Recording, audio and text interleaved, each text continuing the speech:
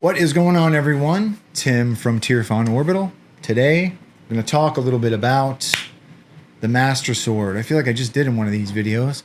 This one is the same. It's the Master Sword from Jawas Junkyard. However, this one has my special... It's not special. It has my chassis in it, the chassis that I designed for this hilt, right? So I do want to come into Fusion. It's been a little while since I've talked about this chassis, so I do want to come into Fusion, talk about it, and then we will come up top, talk about a little bit of the modifications that I made to the hilt, talk about how to use the chassis, and then we will put a blade in it. I do not have the special blade that was made for this hilt, but we will put a 1-inch blade in it really quick just to kind of show that the PCB works and the emitter works and all that. And then we will be on our way. Okay, so let's come into Fusion and talk about this chassis. All right, so here it is. This is the chassis that I've designed for the Master Sword. I've gone a little bit more organic with the greebly work on this one, right? So there are some flourishes on each side of the chassis. I've got some rupees here.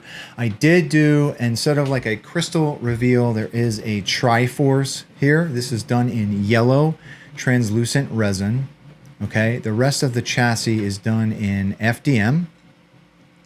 Around the back, we've got our Proffie board. It does kind of press fit down into this tray. We do have some more greebly work along the spine of this. I have added a 22mm speaker in this build. This is from Smugglers Outpost. Up top, we have a 6-rail PCB. This is from Stardust Sabers. I do light that resin greebly with a Nano neopixel. I get these from Sam over at Shadowfoil Props, right? There's not a lot of space up here, so I needed something with a very, very thin or shallow depth, right? So there's a Nano neopixel lighting that triforce greebly. And then up top, this is just the upper PCB holder, right? This is where we make a connection to that 6-rail, the male end of that 6-rail PCB. And then I have my leads that come out to my switch. Now the switch that I use for this build is a custom lit momentary switch. This is a blue lit momentary switch that I retrofit the triforce plunger into, right? The triforce switch plunger that ships with the hilt. And then of course up top is our lit PCB emitter. This is also from Stardust Sabers. And that is it. Nice and simple, removable setup for this one. So let's come up top. Okay, so here it is, the Master Sword from Jawas Junkyard. So this was already sent to me by the customer. The customer did do a paint job on this hilt. It almost looks powder coated. I can't tell if this has been powder coated or not, but there are a little bit of, I was concerned that I had nicked this hilt, but the customer did assure me that there were already some nicks and scratches on this, right? So I think it was powder coated blue, the entire thing, right? But it was sent to me for an install as is, right? So I haven't added those gold rings at all. I just added my switch solution onto this one, right? So I've been vocal about my thoughts on that magnetic plunger switch and how it ships from Jawas. So when I did my first Master Sword, I wanted to do something a little different, right? So there is a single momentary switch here that is lit. It is a blue lit momentary switch, and that is stationary, right? So you don't have to pull that out. It's not magnetic or anything like that, okay?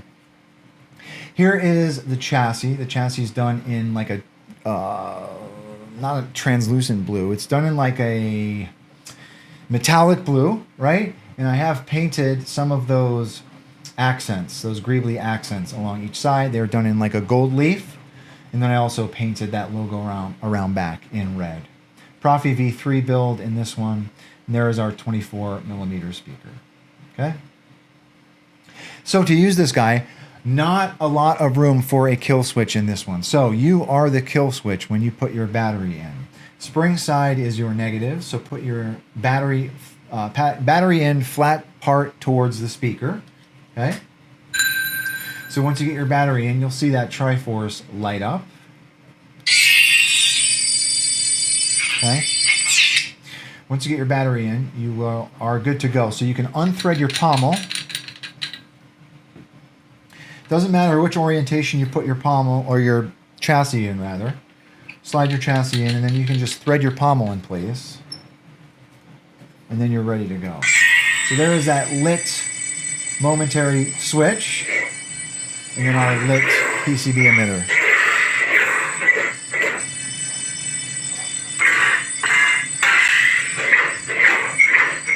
Okay. Twist to activate, twist to deactivate are on. So you're ready to go. Let's come down to the bottom. Okay. There's that lit switch. Let's see what else we've put on this config.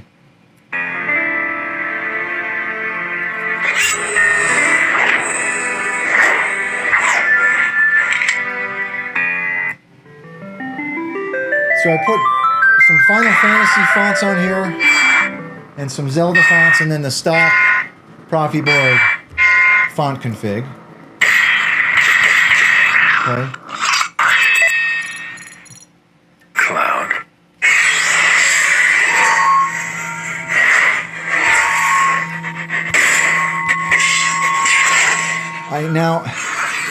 I'm going to just slide a blade into this, but I don't have, like I said, I don't have that special blade from the saber tray that Devin Clark will be, has already released for this particular hilt. So let's put a blade in it. I actually have a blade right here. So 1-inch blade, you can actually put a 1-inch blade in this to test with.